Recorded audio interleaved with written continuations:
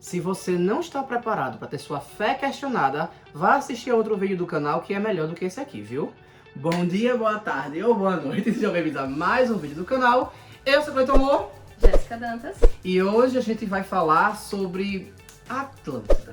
Hoje nós temos as notícias mais quentes e recentes, super atuais, de onde possivelmente muita coisa que a gente tem hoje começou. Exatamente, inclusive civilizações antiquíssimas. Então vamos começar. Primeiramente, vamos ao livro logo. É algo que é importante, né? Faça logo o seu aviso. Eu já fiz. Não, o outro, sobre o livro. Ah, esse livro aqui, muita coisa que a gente vai falar, ele consiste basicamente em um baita spoiler do livro e tem muita coisa que pra você entender profundamente você realmente precisa ler esse material. Agora, se você tiver de mente aberta, tá? Até assim, Isso. eu peguei o livro e fui ler, realmente muito crítica, mas aberta a entender. E quanto mais eu criticava, mais o livro me provava que eu tinha que aceitar. Ele começou o livro criticando e no final disse nunca critiquei. Praticamente isso. Mas esse é um aviso porque das coisas que são encontradas nesse material não são encontradas facilmente na internet e a gente tá falando isso com propriedade porque a gente pesquisou sobre muita coisa e realmente não é algo fácil de encontrar, a gente teve que retomar a leitura, pegar pontos ali do livro para poder gravar esse tipo de conteúdo, então realmente se você quiser se aprofundar mais sobre o tema, a gente aconselha a adquirir um exemplar. Que é baratinho na Amazon, vende, de vez em quando tá em promoção, tá? Muita coisa nesse livro, ele basicamente que chacoalha a sua mente. Então, vamos começar a respeito disso. Primeiro foi um grande continente que ficava no Oceano Atlântico, né? Como o próprio nome sugere.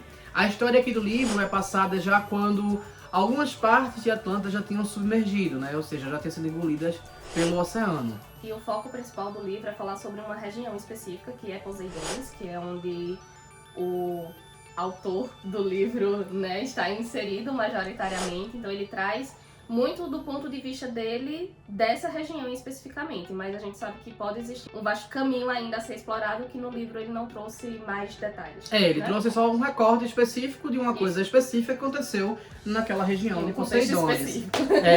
Mas traz muita coisa que você se pergunta assim, gente, não é que isso aqui faz muito sentido? Será que isso realmente é verdade? Isso é outra coisa em falar, assim como praticamente todos os livros espíritas, todos não, eu tô exagerando, mas a maior parte dos livros espíritas foi alguém desencarnado que iluminou alguém para escrever o livro.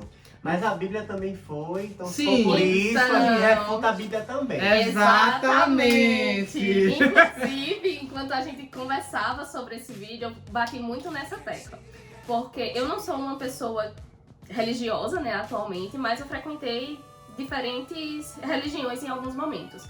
E para uma pessoa que acredita na Bíblia, justamente levando em consideração esse ponto, que são vários autores iluminados divinamente para escrever aquela palavra, fica muito difícil de você também não acreditar nesse livro, porque a estrutura de como ele é feito é muito semelhante. Exato. Então, por esse ponto, você não tem argumento para descredibilizar esse tipo de material. Exato. E assim, eu sou espírita, eu me considero espírita atualmente, mas eu cresci no catolicismo. E assim, pra mim isso já foi, tipo, natural. O que veio à frente é que me chocou. Ali tava natural pra mim. E, inclusive, o autor que foi iluminado é Frederick West, eu não lembro do que é, Olivier. Ele era considerado burro para os padrões da época e o pai dele era médico, então ele tinha condição financeira boa e na escola ele não se saía tão bem. E ele não sabia muito bem o que ele faria do futuro dele. E aí ele foi iluminado num dia por esse espírito. E como ele não tinha muita intimidade, vamos dizer assim, com essa questão de entrar em contato com alguém desencarnado, ele se assustou com aquela questão, mas ao mesmo tempo ele se interessou muito. Inclusive, pesquisando, ele verificou que não era comum uma pessoa que não foi doutrinada, né, não passou pelo entendimento de como funciona, ser iluminada para escrever um livro. Que ele foi escolhido muito especificamente e de uma maneira muito de exceção, muito especial. E o que é bizarro, porque como ele já se autodenomina uma pessoa burra desde o começo do livro, a complexidade que esse livro traz posteriormente... Até para pessoas medianas de hoje, são difíceis de inventar. Mas sem mais delongas, depois da introdução que eu achei extremamente necessária, tá? A gente vai começar. Bem, eu acredito que possa começar primeiramente com as coincidências que o livro traz a respeito de várias coisas.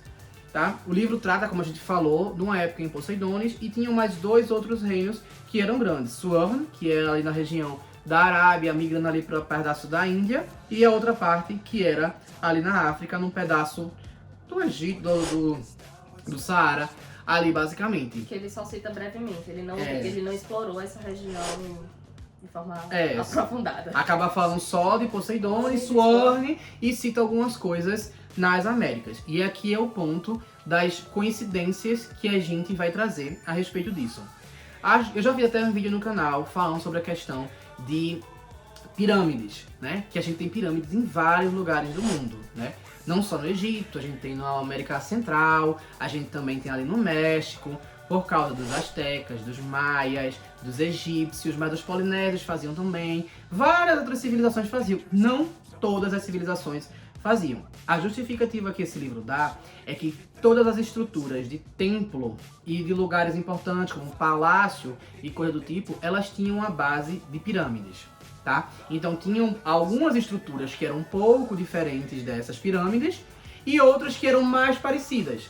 Normalmente na descrição, acho que inclusive isso vai ficar para outro vídeo, na descrição do que é o templo, tipo, como fosse a prefeitura deles, é basicamente parecido com uma pirâmide asteca, tá? Ou seja, tudo era motivo para fazer uma pirâmide e deixar isso surreal de bonito, que é o que a gente vai fazer no próximo vídeo. Inclusive imenso, né? Imenso. Isso. Então, basicamente, o que eles falam é que essas pirâmides pelo mundo, ia falar inglês agora, essas pirâmides pelo mundo, elas vieram de pessoas que migraram de Atlântida para algum outro lugar, ou quando a Atlântida veio a afundar, elas saíram de lá fugidas para outros lugares, e aí começaram a colocar essas pirâmides, que era como se fossem os resquícios que eles conseguiam lembrar, ou da forma que conseguiam montar aquilo que eles tinham vivido.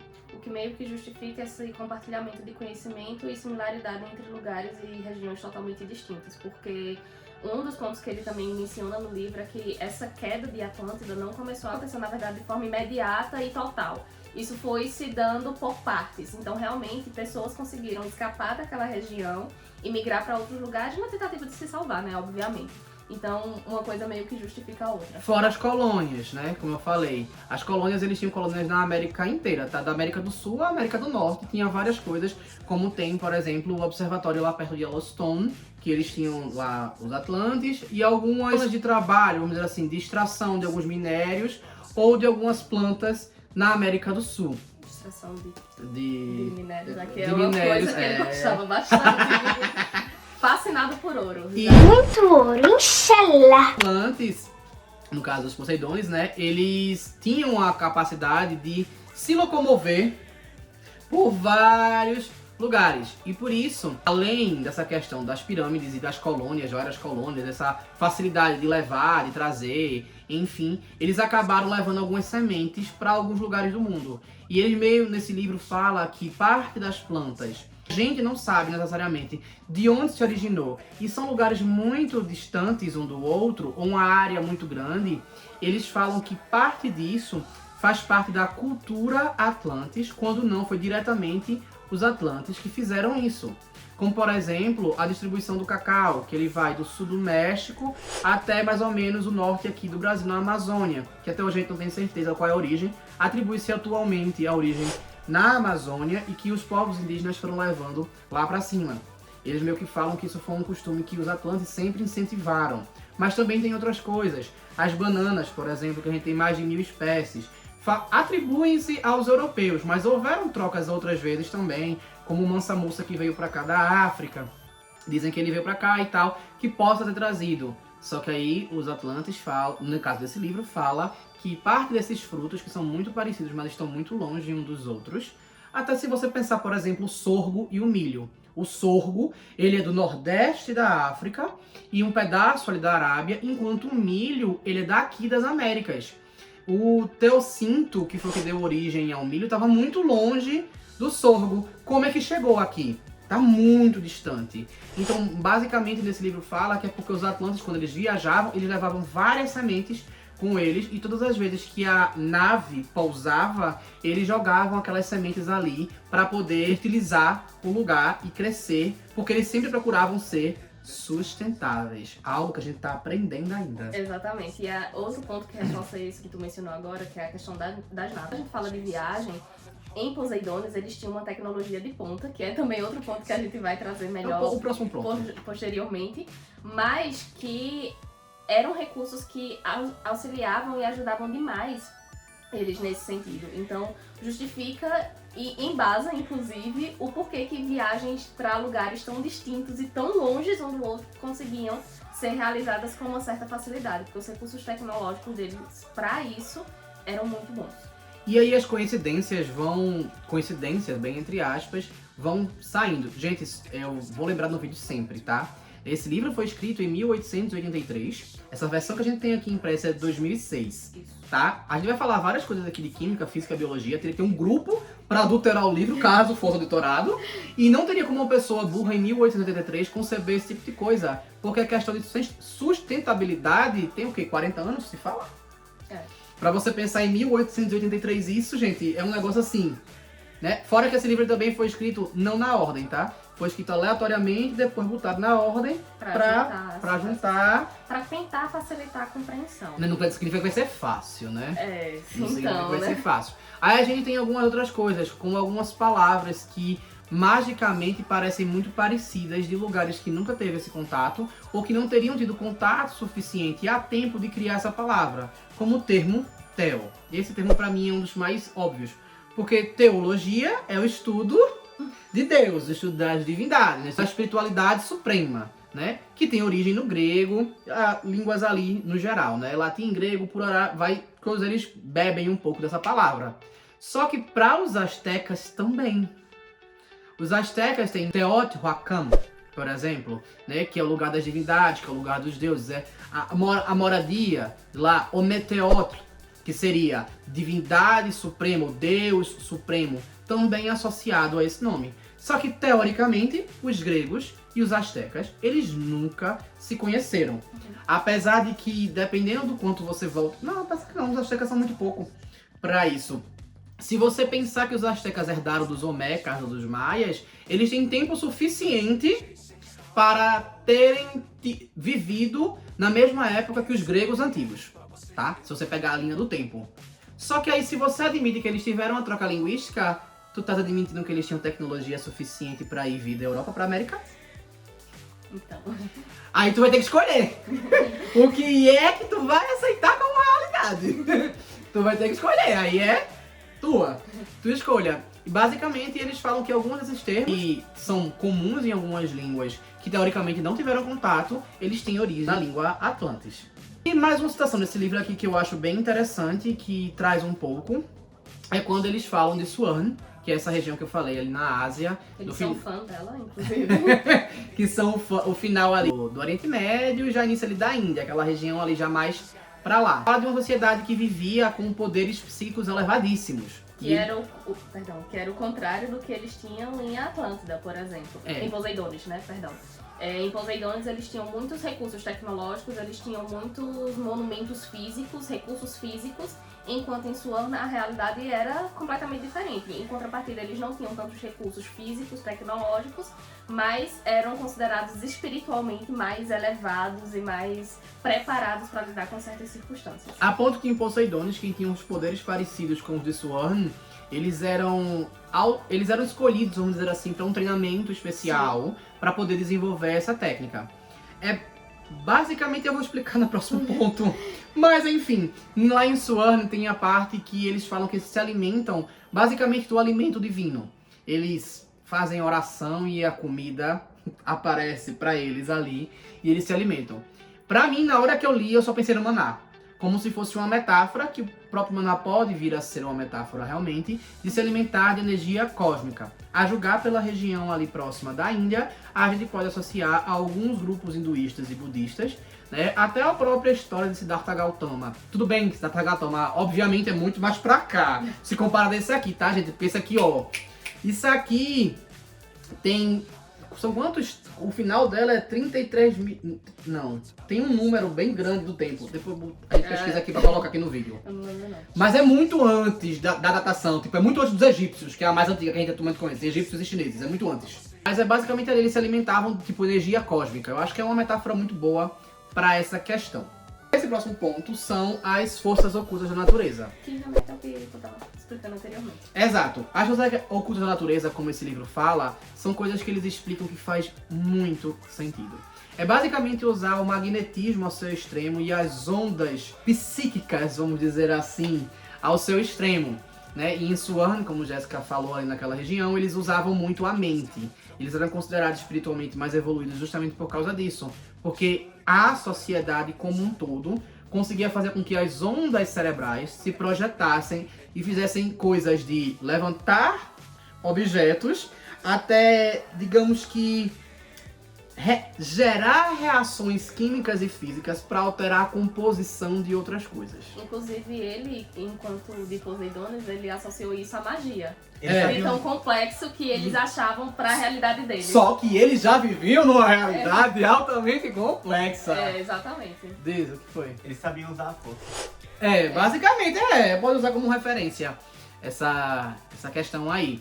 E eles citam algumas energias, né? Como eu falei, o magnetismo, a força nuclear também, fusão e fissão, entre outras coisas, que a gente vai acabar ficando mais na frente com outro vídeo. Porque senão vai ficar muito grande Inclusive, esse. se a gente pegar em especial o recorte de tempo que esse livro foi escrito, né? Ali em 1883, 1884, ele cita conceitos e explicações que a gente agora veio conhecer recentemente. né? Coisas que ele cita, tipo, de 1980, 100 anos depois. Exato. Coisas que são citadas de 1920, que já é 40 anos depois. Exato. Tem coisas que na época já tinham sido descobertas, mas tipo, tinha 20 anos. A gente sabe que naquela época, para gerar conhecimento, criar livro, divulgar, não era todo mundo que ia ter acesso, dependendo do país ia demorar muito para chegar, talvez nunca nem chegasse o outro livro. Então, também é considerado que a pessoa que escreveu também não sabia, porque não tinha como.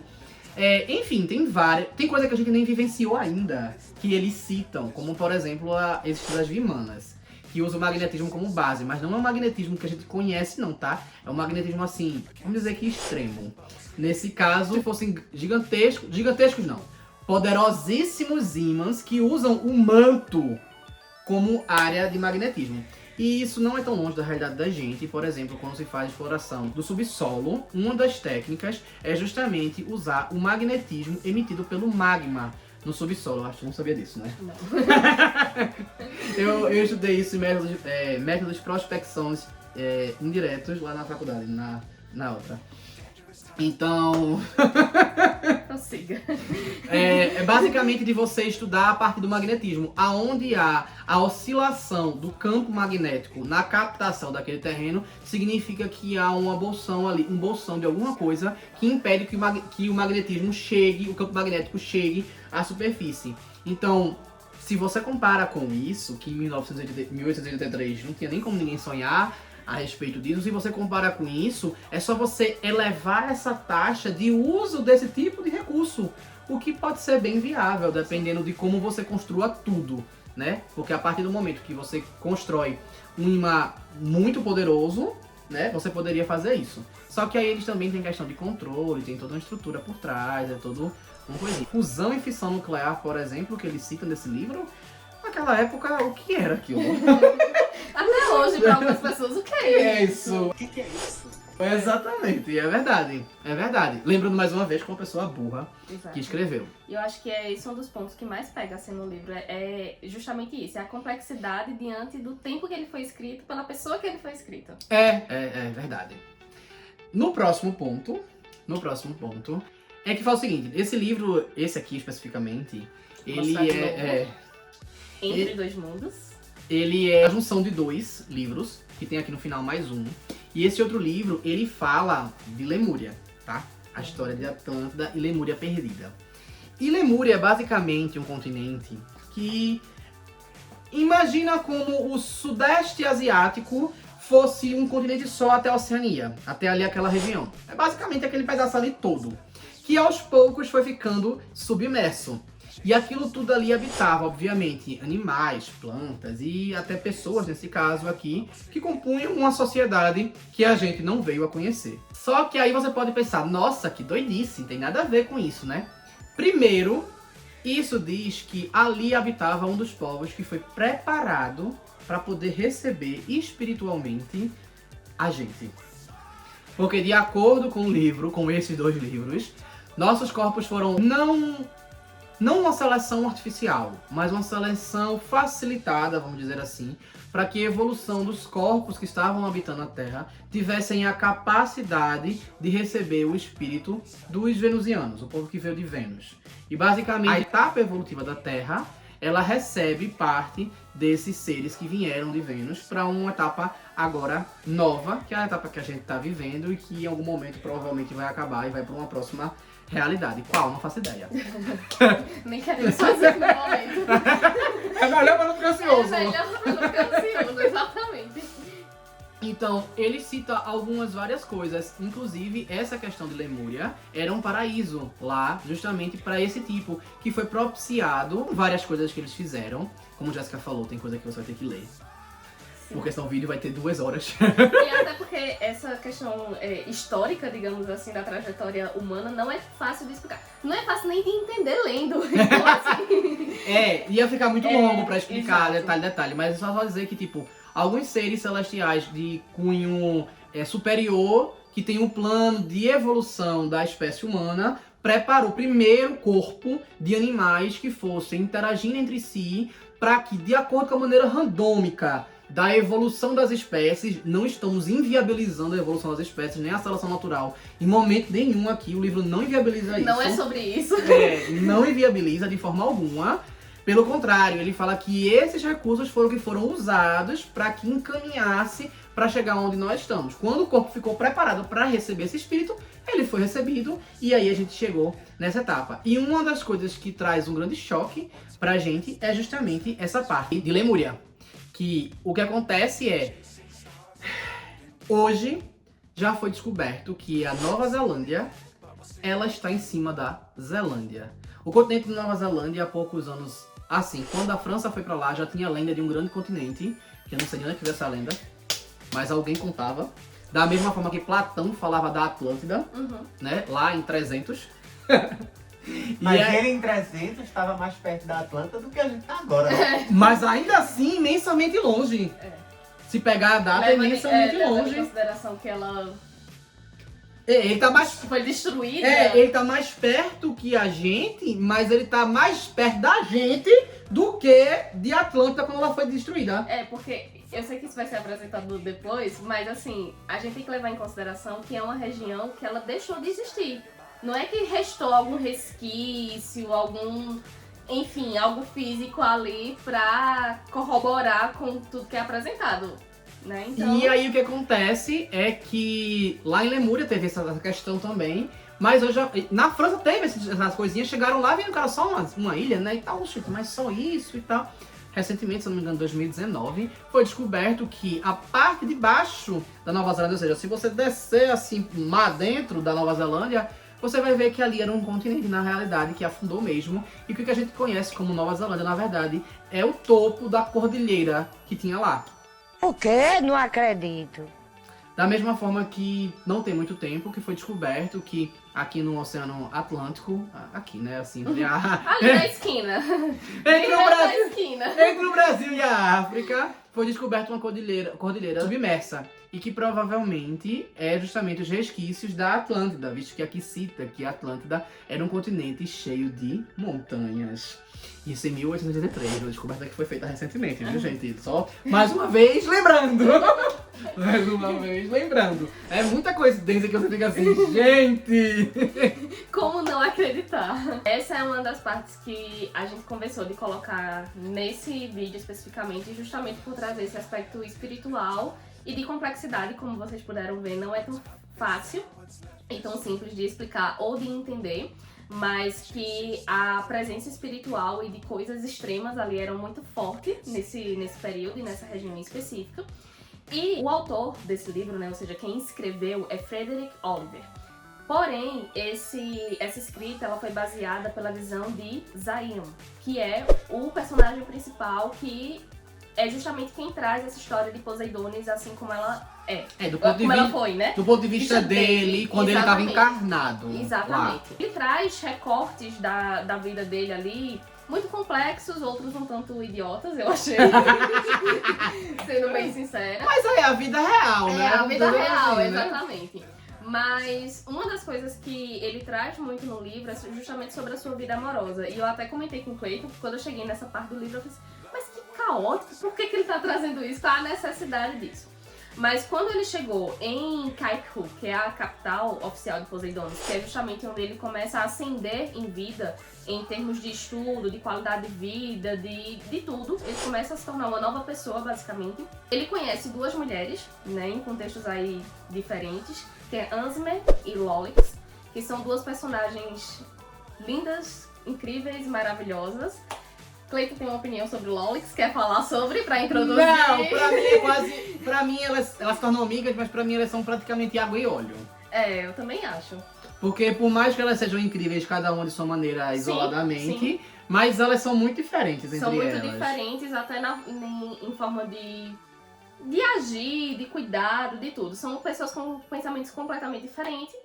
Mas o ponto é que Zion se apaixona pelas duas, né? Assim. É porque ele queria o Yin e o Yang. Vida real, realmente, assim, na prática, né? Pra ilustrar aí os prós e contras da vida dele. Mas ele se apaixona pelas duas. E ele tem um romance escondido por muito tempo com Lolix. Lolix era uma estrangeira ali em Kaiku, ela veio de outra região, que eu não vou me recordar agora. É perto lá de Suorne, mas é mais pro oeste. Mais pro oeste. Ela veio diante de uma situação de destruição dessa região que ela morava. E ela, assim como também outras pessoas que chegaram a Kaiku, foram recebidas, né? Foram bem recepcionadas, bem entre aspas, porque ali no comecinho teve alguns cuidados em relação a elas. Mas assim também, ela também não ajudou muito, né? Ela, quando chegou lá, ela era uma pessoa muito ríspida, muito agressiva. seca, agressiva, exatamente. Apesar de eu ainda continuar achando ela incrível, mas ela realmente era assim quando ela chegou. E por conta disso, o romance de Zion com Lolix não era muito bem visto. Então eles tiveram esse romance escondido a ponto de Lolix precisar se mudar para um outro local mais uma região distante, mais afastada. uma região mais afastada de onde eles costumavam se ver ali. E nesse romance escondido, eles tiveram apenas 3 filhos. Né? São 2, não? São 3, não? Uma ele não perdeu? Ela não perdeu? Não, uma perdeu meio que sem querer, né? Vamos dizer assim, a outra foi de propósito. Acho que são 2. Até quando eles pagam o karma, depois eles não pagam por 2? Mas eu pensei que tinham sido 3. Não, depois a gente pode corrigir isso no livro, é o de ficou- menos. vai- Ela engravidou e a Ela engravidou e foi uma das filhas que, tipo, cresceu. Não cresceu sob o cuidado deles, né? Teve que ser adotada por uma outra família porque aquilo ali não podia acontecer. Ao mesmo tempo que Zion estava nessa relação com Lolix, ele estava desesperado para pedir Ansme em casamento, esperando a situação perfeita para pedir em casamento. Tá doido, garoto? Cadê a responsabilidade? Mesmo com Lolix afastada, se privando de tudo e de todos, cuidando dos filhos, enfim, ele ainda queria porque queria pedir Ansme em casamento. E aí é justamente onde começa o grande problema, porque Ansme, ela era basicamente, né, uma princesa, ela era da família real, digamos assim, então ela era uma figura de muito poder e que tudo que girasse em torno de Ansme seria algo grandioso, seria algo fantástico. Só uma observação, ela era uma princesa, mas a monarquia ou o imperialismo lá não era hereditário necessariamente. Não, completamente diferente. A gente explica em outro vídeo. Em outro vídeo, é completamente diferente, tem a questão dos estudos, de se preparar, é outro B.O. É outro B.O. O ponto é de realmente ela ser associada com essa imagem de poder que a família dela carregava, né? Que ela também trazia com isso. E é como se ele tivesse conquistado estar ali um grau abaixo. Exato, exatamente. E o pedido de casamento seria pra eles o equivalente à nossa festa de casamento, por exemplo, hoje. Então era um baita evento que precisava ser anunciado publicamente no templo, né, com todos os... com tudo que merecia ter. E no caso, como eles estavam na realeza, era um acontecimento. Era um acontecimento, parava a população, né? E nesse contexto, Lolix, ao saber disso, ela entrou em desespero, totalmente compreensível, inclusive, porque Ela abdicou de toda uma vida que ela poderia ter construído ali pra viver esse romance com Zayn. Não... Apesar que ela topou viver dessa forma com ele porque ela considerava que a vida dela não continuava mais. Mas... Enfim. Porque é ela que escolhe, tipo, não tô passando pano por ele de forma alguma que ele tá errado. Mas a cabeça dela, ela era bem conturbada. Então ela considerava que, tipo, eu vou me submeter à situação porque a minha vida era pra ter acabado aqui. Se não acabou, qualquer coisa pra mim aqui é benefício. Então ela se submeteu a estar com ele, mesmo mediante esse tipo de situação. Que era uma situação muitas vezes velada, ele não obrigava falando. Sim. Mas ela sabia do peso que aquilo trazia. Contudo, esse pedido de casamento a Ansem foi altamente exagerado, né? Foi... E assim, a forma com que Lolix reagiu também, né, coitada. Exatamente. Eu não a culpo pela sua forma de reação, assim, de quando ela soube, ela ficou bem... Ela já era um pouco conturbada, realmente, ela era um pouco agressiva no começo. Um pouquinho. Um pouquinho, mas é bem complicada essa parte, assim, eu acho bem pesado. Mas ela reagiu de uma forma exagerada, né? Ela ficou muito triste com aquela situação que é compreensível de certa forma. E também a gente precisa relembrar, não sei se a gente mencionou isso em algum momento, que elas eram muito amigas, tanto Ansem quanto Lolix. Eu falei que elas fizeram amizade. Exato, então elas eram muito amigas de, tipo, melhores amigas, como aqui, Ansem e Lolix. Ou vice-versa, best friends, elas eram muito próximas. E Lolix, desesperada com a situação, nada mais, nada menos, foi até o templo onde esse casamento seria anunciado. E lembrando, novamente, que ela estava no contexto de ser estrangeira, né? Isso nunca seria esquecido ali. Ela era bem recebida, ela mas era bem o título ela recebida. sempre carregava. Não foi muito bem-vinda no começo, justamente por esse comportamento agressivo, passivo-agressivo dela, né, em alguns momentos, tendo em consideração que algumas pessoas já desconfiavam dessa possibilidade desse relacionamento ali estar acontecendo às escondidas entre Zayn e Lolix. Então ela também já não era muito bem vista por conta desse ponto. E basicamente ali ao longo do pedido de casamento ela se colocou contra esse pedido, ela questionou várias vezes, até que um dos maiores responsáveis, tu lembra o nome do cargo? Não, mas era como se ele fosse um arcebispo. Exatamente. Era como se fosse um arcebispo. Ele era uma das pessoas responsáveis ali por anunciar o pedido de casamento. Inclusive, né, oficial. Dentro do contexto de Poseidones, as duas pessoas que tinham sido treinadas com a mente a nível de Sworn eram só esse arcebispo, que eu não tô lembrando o nome, a gente bota aqui depois, o imperador. Exato. Eram as únicas duas pessoas que inclusive eles eram muito mais velhos do que aparentavam ser, porque parte desse ensinamento psíquico fazia com que as células funcionassem tão bem que elas não envelhecessem. Eu me ofereço! Eu me ofereço! Tem até essa explicação biológica Por trás. trás. Exatamente. No meio desse desespero de Lolix, ela foi atingida, né, o que a gente discutiu posteriormente, que foi um processo basicamente de reações químicas, de mudança ali do seu corpo, ou seja, ela foi assaltada a olho nu, basicamente. Literalmente, à distância, tipo, olho nu, olho mesmo, só os olhos. Tipo, o arcebispo, né, no caso, Sim. ele fez com que, com as ondas cerebrais dele, ele interrompesse a interrupção dela na cerimônia, só que dessa forma ele meio que petrificou ela por dentro. Meio não. Meio, você tá sendo muito modesto. E aí, por dentro é como se algumas reações em cadeia acontecessem e que, vamos supor, como se o sangue dela tivesse virado osso. Tá? Exato. Como se tudo virasse fosfato de cálcio. Então, ela ficou aprisionada. Só que esse aprisionamento meio que custou também pra a alma dela Exato. ficar aprisionada. Que foi o que a gente comentou depois. Ela basicamente virou uma estátua, né, de aço. Ele cita no livro como um tipo de aço, ferro, enfim. Que ficou ali, né. Ansem na hora desmaiou. Porque o povo desmaia por tudo nesse negócio. É outro ponto também, o pessoal não tinha uma vitaminazinha correndo assim, não tinha nada ali que sustentasse, porque tudo era motivo de desmaio. Então Ansem ali naquela situação acabou desmaiando. Contudo, nessa situação ela tá entendo, né. Não, essa situação é completamente justificável. Zayn entrou em desespero. Ele precisou que a de Lolix acontecesse pra ele perceber o quanto ele a amava verdadeiramente. Tanto é que E é o uma quanto das ele dores estava envenenando a relação dos três. Dos três, exatamente. E que isso precisou acontecer pra que a gente começasse a ver a queda de Zayn. E aí é muito interessante porque no começo do livro ele cita uma profecia que ele recebeu, né, logo depois de ele chegar ali, que se ele não tivesse cuidado com as atitudes que ele tomava em vida, ele sofreria uma grande desgraça.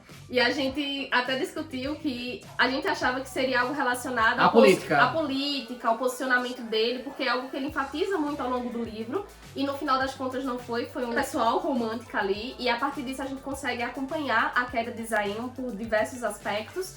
E pra fechar, né, porque realmente é um relato muito grande, mas pra fechar com essa parte que Cleito explicou da questão da alma de Lolix ter ficado aprisionada, é justamente porque Zayn se afastou por muito tempo, eu não vou me recordar agora, mas acho que questão de 3 meses ou mais. Uma coisa assim, acho que foram 3 meses.